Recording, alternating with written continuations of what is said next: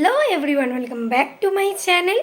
আমি অহনা, তোমরা দেখছো অহনা লাইফস্টাইল। তো আজকের ব্লগটা আবার একটা নতুন স্টার্ট করছি। আজকে হলো অমাবস্যার পুজো, তো সেই জন্যই একটা দারুণ ভিডিও নিয়ে চলে এলাম। আর আজকে আমি সারাদিন কী করব, পুজোর জন্য কী তৈরি হচ্ছে, তো সেটা তো তোমরা অবশ্যই এই ভিডিওটায় দেখতে পাবে। আর তারপর কেমন করে মাকে সাজালাম, তারপর কি ভোগ হলো। তো চলো আজকের ভিডিওটা আমি এখান থেকেই স্টার্ট করছি। আর এখন বাজে 11টা। আর আজকে মা একদম বাজার টাজার করে মা আর পাপা চলে এসেছে, কারণ একটা ভোগ করা তো একটা মুখের কথা না। তো সেই জন্যই আর কি সব কিছু গুছিয়ে গাছিয়ে এখন আমি আর মা মিলে রান্নাটা স্টার্ট করব। ওদিকেও অনেক গোছানো বাকি।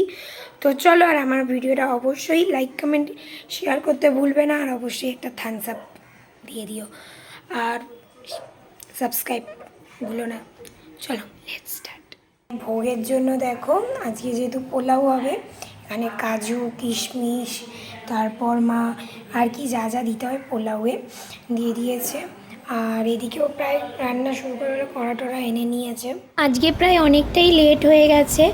আর এখানে আর কি মা পোলাওটা বসিয়ে দিয়েছে, ওখানে পনির হবে, তারপর চাটনি এখন হয়ে গেছে, তারপর সিমুই হবে।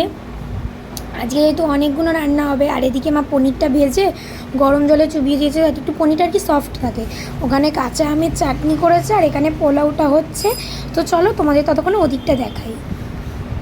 তো দেখো, এখানে দেখতে দেখতে পুজোটাও হয়ে গেল, রান্নাবান্না জানি তখন আর কি লাইভে ছিলাম বলে পুজোটা লাইভে তোমরা দেখতে পাবে। তো সেই জন্যই আর কি ভিডিওটা দেখাতে পারলাম না। এদিকে পোলাও, মিষ্টি, ফল, পনির, তারপর সিমুইটা আর কি আমি নিজে হাতে বানিয়েছিলাম, চাটনি, পুরো আর কি সব কিছু হয়েও গেল। পুজোটাও দেখতে দেখতে ভালোভাবে কেটে গেল। আর চারদিকে ঠাকুর ঘরটা তো দেখতেই পাচ্ছ, আর মায়ের মুখটা তো প্রায় একটা মিষ্টি পরি বসে আছে জানো। এবার আমার খাওয়ার পালা। তো পোলাও নিয়ে নিয়েছি আর পনির নিয়ে নিয়েছি, চলো খেয়ে নিয়ে কথা হচ্ছে। তো তারপর মা বানিয়ে ফেলেছিল একটা পান্তুয়া, কারণ রাঙালু ছিল ফ্রিজে। তো চলো আজকের ভিডিওটা এখানেই শেষ করছি, দেখা হচ্ছে আবার একটা নতুন ভিডিও।